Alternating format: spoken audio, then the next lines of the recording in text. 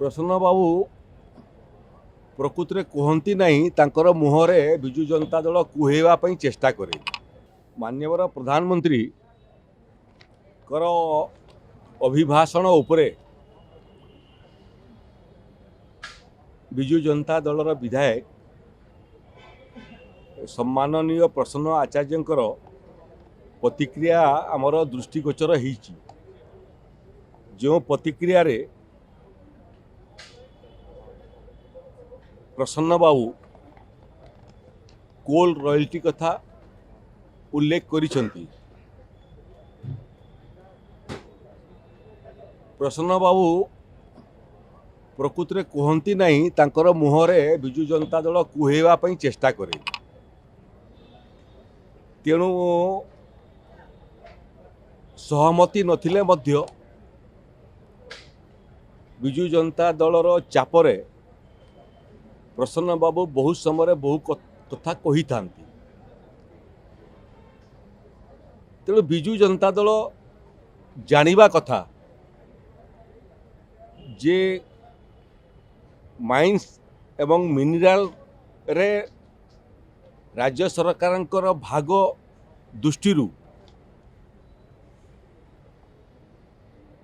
श्रीयुक्त नरेंद्र मोदी देशर प्रधानमंत्री हैला परे MMDR एक्ट आसिला।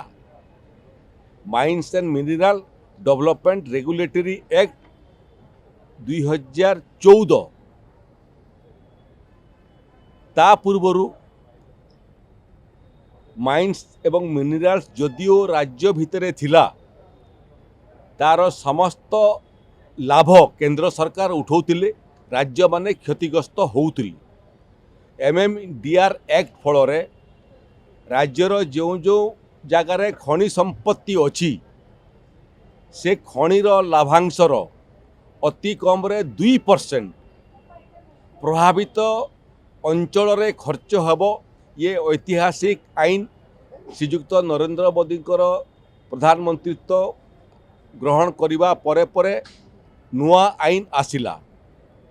आजिकाली 2014 मसीहा आगकू जेते टंका आमे MMDR एक्ट फल पाउछु सेटा ओडिशार विभिन्न खनि संपद थवा जिला मानकू एवं सामग्रिक भाव में ओडिशा लाभान्वित होउची।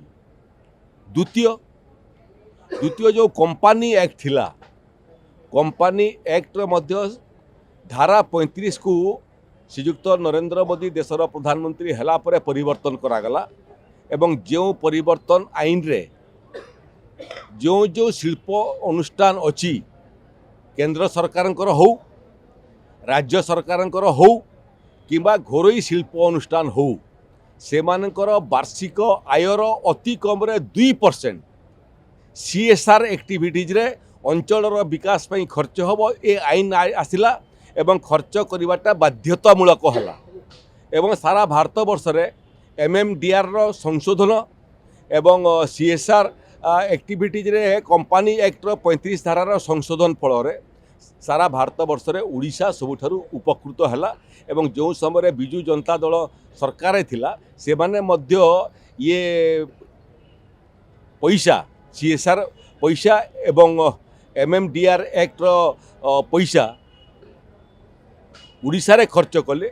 लोकंकर स्वार्थ पई खर्च न करिकरी क्यों भली भाव में खर्च कले 2014 रु 2024 पर्यंत जदि विजु जनता दलर सत्साहत अच्छी ओडिशा रे तांको समय CSR रो जो अधिक पैसा पाइलु, MMDR एक्ट जो अधिक पैसा पाइलु ताकू सार्वजनीन करंतु। लोके देखिबे जे पैसा क्यों कारण पाई एवं क्यों उद्देश्य पाई केंद्र सरकार आईन रो संशोधन करिकरी आनिले एवं ओडिशा सरकार से आईन रो परिवर्तन फल जो लाभ मिलला ओडिशा को ता ओडिशावासी केते लाभ हैला ओडिशावासी जानिबे।